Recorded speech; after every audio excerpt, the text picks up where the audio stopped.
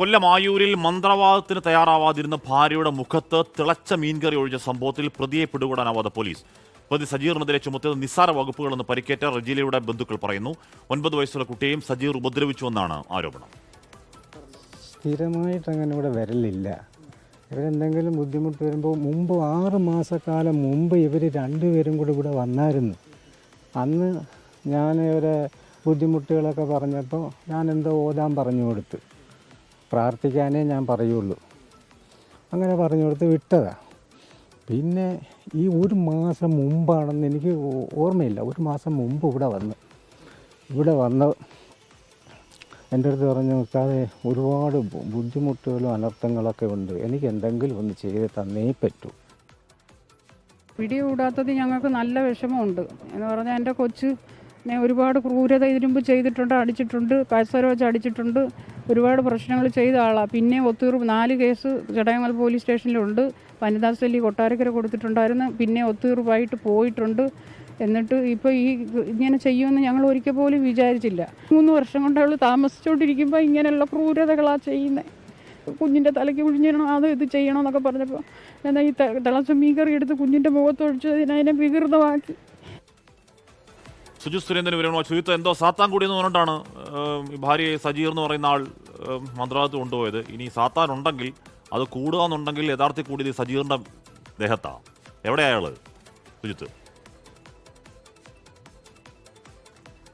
അശ്മി, അതുതന്നെയാണ് നാട്ടുകാരും ഇവരുടെ ബന്ധുക്കളും ഒക്കെ തന്നെ, റജിലയുടെ ബന്ധുക്കളും ഒക്കെ ചോദിക്കുന്നത്, സജീർ എവിടെ എന്നുള്ളതാണ്. ഈ സംഭവത്തിന് തൊട്ടു പിന്നാലെ അന്ന് ആശുപത്രിയിലടക്കം ഇയാൾ അവിടെ ഉണ്ടായിരുന്നിട്ട് കൂടി പോലീസ് ഇയാളെ അറസ്റ്റ് ചെയ്തില്ല.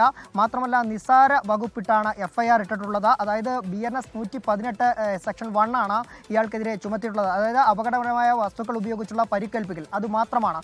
വധശ്രമം അടക്കമുള്ള വകുപ്പുകൾ ഇയാൾക്കെതിരെ ചുമത്തിയിട്ടില്ല എന്നുള്ളതാണ്. മറ്റൊന്ന്, ഇയാൾ ഈ റജിലയെ മാത്രമല്ല 8 വർഷം കാത്തിരുന്നുണ്ടായ കുട്ടി, 9 വയസ്സുള്ള കുട്ടിയെയും ഇയാൾ മർദ്ദിച്ചിരുന്നു എന്നാണ് ഇപ്പോൾ വീട്ടുകാർ നമ്മളോട് പറഞ്ഞത്.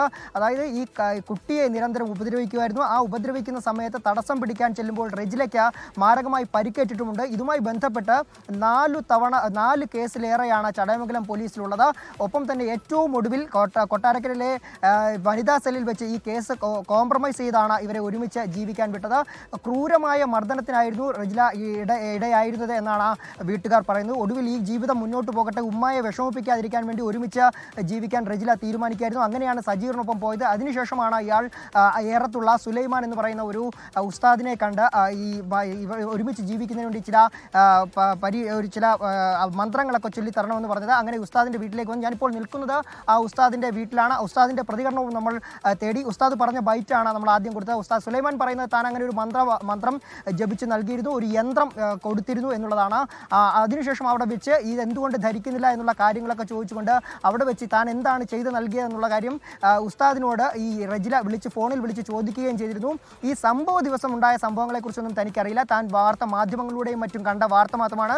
ഇതുവരെയും പോലീസ് തൻ്റെ മൊഴി രേഖപ്പെടുത്തുകയോ തന്നെ അന്വേഷിച്ച് വരികയോ ചെയ്തിട്ടില്ല എന്നും ഈ മന്ത്രവാദി പറയുന്നുണ്ട്. മറ്റൊന്ന്, ഈ റജിലയുടെ കേസുമായി ബന്ധപ്പെട്ട് പോലീസ് വിളിച്ചിട്ടില്ലെന്ന് മാത്രമല്ല ഇതുവരെ ഒരു അന്വേഷണവും ഉണ്ടായിട്ടില്ല എന്നാണ്. ആദ്യം 6 മാസങ്ങൾക്ക് മുമ്പ് റജിലയും സജീറും ഒരുമിച്ചാണ് തന്നെ കാണാൻ വന്നത്. പിന്നീടുള്ള വരവെല്ലാം സജീർ തനിച്ചായിരുന്നു എന്നാണ് പറയുന്നത്. ഏതായാലും ഈ സംഭവവുമായി ബന്ധപ്പെട്ട് ഇതുവരെയും സജീറിനെ പിടികൂടാൻ ചടയമംഗലം പോലീസിന് സാധിച്ചിട്ടില്ല. ഇതിനിടയിൽ ചില കോംപ്രമൈസുകൾ, അതായത് കേസ് ഒത്തുതീർക്കാൻ വേണ്ടിയുള്ള ചില ശ്രമങ്ങൾ നടക്കുന്നതായും ആക്ഷേപം ശക്തമായിരിക്കുകയാണ്. ഹാഷ്മി.